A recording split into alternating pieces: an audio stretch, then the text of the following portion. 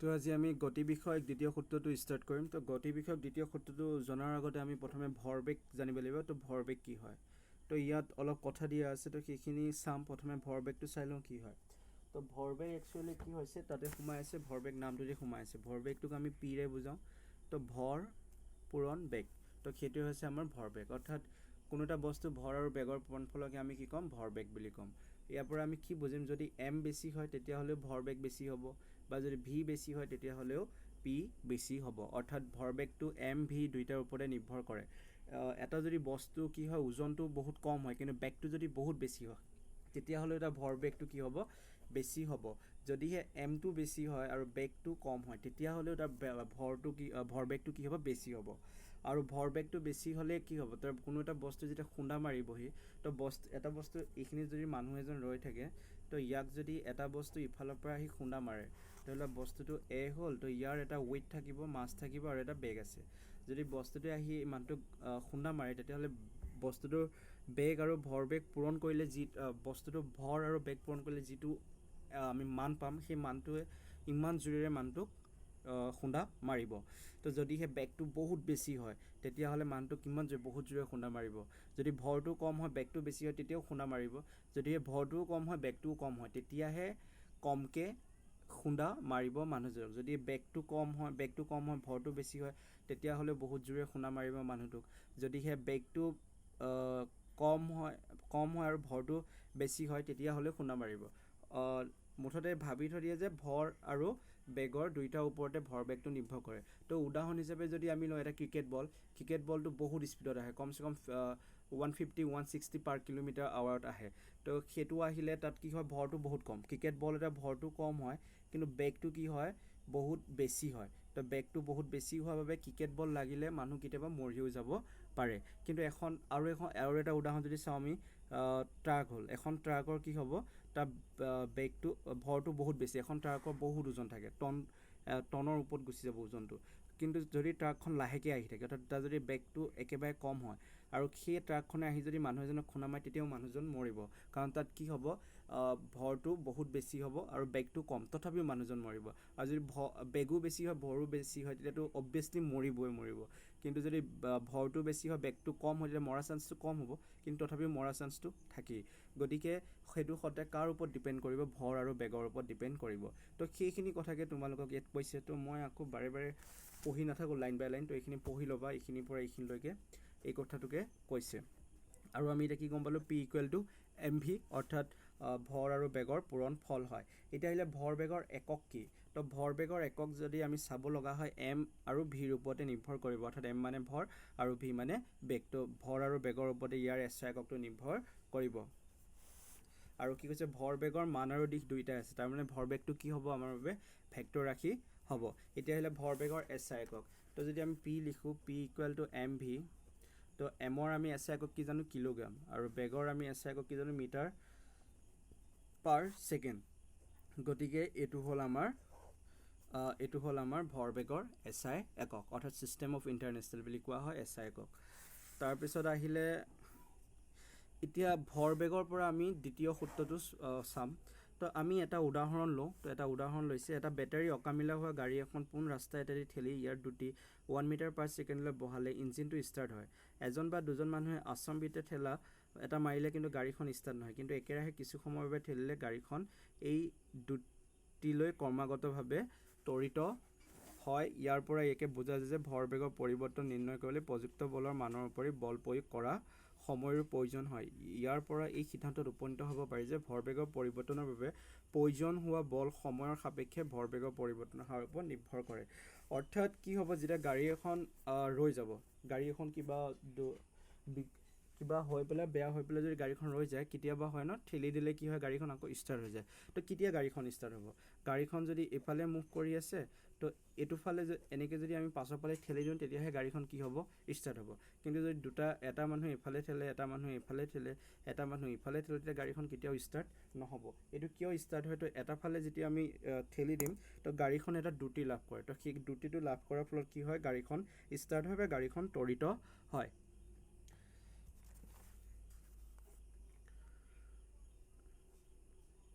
আৰু আমি আগতে ত্বৰণ পঢ়িছিলোঁ। ত্বৰণ আমাৰ কি আছিল, কোনো এটা বস্তুৰ যেতিয়া বেগৰ পৰিৱৰ্তন হ'ব আৰু সেই বেগৰ পৰিৱৰ্তনটোকে আমি কি কওঁ ত্বৰণ বুলি কওঁ।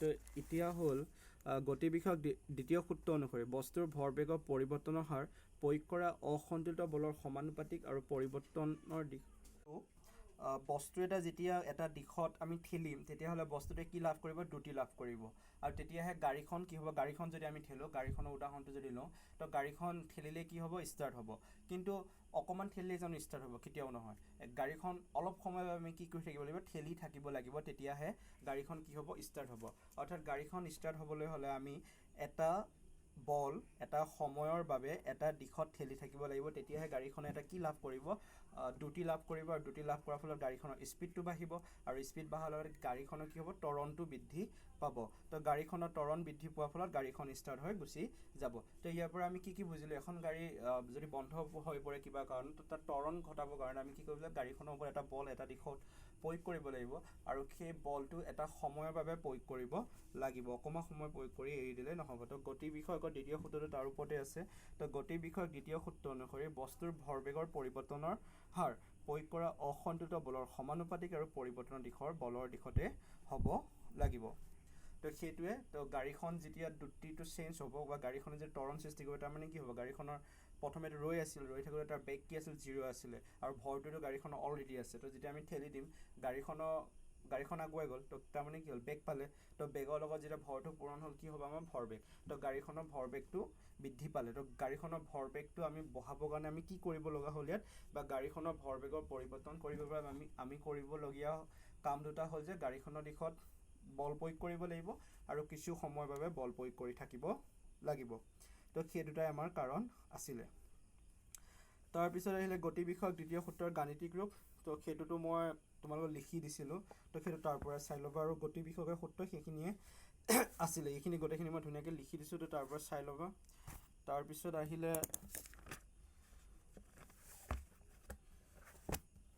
আহিলে আমাৰ গতি বিষয়কৰ তৃতীয় সূত্ৰ গতি বিষয়কৰ তৃতীয় সূত্ৰ কি হয় গতি বিষয়কৰ তৃতীয় সূত্ৰটো হ'ল যে প্ৰতিটো বস্তুৰে এটা কি থাকে প্ৰতিটো বস্তুৰে এটা সমান আৰু বিপৰীতমুখী বল থাকে তো আমি যিকোনো এটা বস্তুৱে হওক তো সেই বস্তুটোৰ ওপৰত যদি আমি এটা বল প্ৰয়োগ কৰোঁ সেই বস্তুটোৰ সমান আৰু বিপৰীতমুখী এটা বল প্ৰয়োগ কৰিব আমাৰ যেনে এ এটা বস্তু আছে এই বস্তুটোৱে বি এটা বস্তু আছে তো এই বস্তুটোৱে যদি বিৰ ওপৰত বল প্ৰয়োগ কৰে তেতিয়াহ'লে বিয়েও এৰ ওপৰত কি বল প্ৰয়োগ কৰিব তো বিপৰীত দিশত বল প্ৰয়োগ কৰিব আৰু সেইটো কি হ'ব সদায় সমান হ'ব আৰু সেইটোৱে হৈছে নিউটনৰ তৃতীয় সূত্ৰ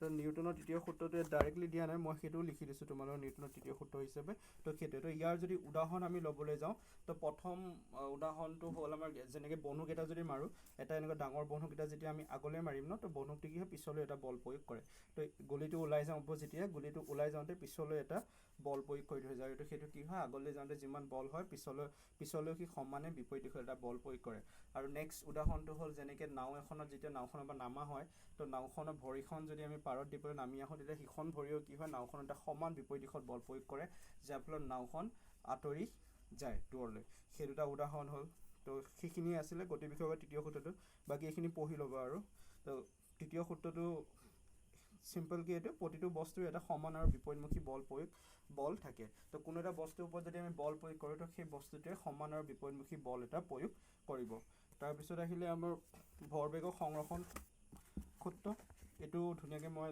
বহীত লিখি দিছিলোঁ তো তাৰ পৰা চাই ল'বা তাৰপৰা আহিলে ভৰবেগৰ সংৰক্ষণ সূত্ৰ তো এইটো যদি চিম্পলকৈ ক'ব যোৱা হয় যেনেকৈ অলপ আগত পঢ়িছিলোঁ কোনো এটা বস্তুৰ ভৰবেগ পৰিৱৰ্তন কেতিয়া হ'ব যদিহে আমি বস্তুটো এটা দিশত বল প্ৰয়োগ কৰি থাকোঁ এটা সময়ৰ বাবে তেতিয়াহ'লে তাৰ কি হ'ব ভৰবেগৰ পৰিৱৰ্তন হ'ব তো ইয়াত ভৰবেগৰ সংৰক্ষণটো কি হৈছে যদি সেই দুটা বস্তু থাকে তো এটা বস্তু যদি এম হয় এটা বস্তু এ আৰু বি যদি দুটা বস্তু থাকে ইয়াৰ ভৰ যদি এম হয় বেগ ভি হয় ইয়াৰ যদি ভৰ M2 হয় আৰু বেগ V2 হয় ইয়াৰ যদি M1 V1 তো যেতিয়া ইয়াক খুণা মাৰিব আৰু যেতিয়া ইয়াক খুণা মাৰিব তো এই খুণা মৰাৰ পাছতো কি হয় ইহঁত দুইটাৰে ভৰবেগৰ যোগফলটো কেতিয়াও সলনি নহয় ইহঁতৰ ভৰবেগৰ পৰিমাণ সদায় সমানেই থাকে। মুঠতে কি হ'ব, এক্সচেঞ্জ হ'ব পাৰে। ধৰি লওক ই খুন্দা মাৰোঁতে ইয়াৰ বেছি হৈ যাব পাৰে, ইয়াৰ কমি যাব পাৰে, কিন্তু এই দুইটা যোগ কৰিলে সদায় সমানেই আহিব, সংঘাতৰ আগত আৰু সংঘাতৰ পিছত। এ বিক খুন্দা মাৰিলে যিমানখিনি ভৰবেগ প্ৰথমে থাকিব, তো খুন্দা মৰাৰ পিছতো ইহঁত দুইটাৰে ভৰবেগ সমানেই থাকিব। অৰ্থাৎ ইহঁত দুটাক যদি আমি যোগ কৰোঁ, কি হ'ব, M1 V1 plus M2 V2। তো ইহঁত দুটা যোগ কৰিলে আমি কি পাম, ইহঁতৰ মুঠ ভৰবেগ পাম এক্সট্ৰাকৈ। কিন্তু যেতিয়া ইহঁতে ইটোক সিটোৱে খুন্দা মাৰিব, তেতিয়া কি হ'ব, ইহঁত দুটা ভৰবেগৰ চেঞ্জ আহিব। কিন্তু ভৰবেগৰ চেঞ্জ আহিলেও কি হ'ব, দুইটাকে যোগ কৰিলে এই মুঠ ভৰবেগটোৱে আমি পাম।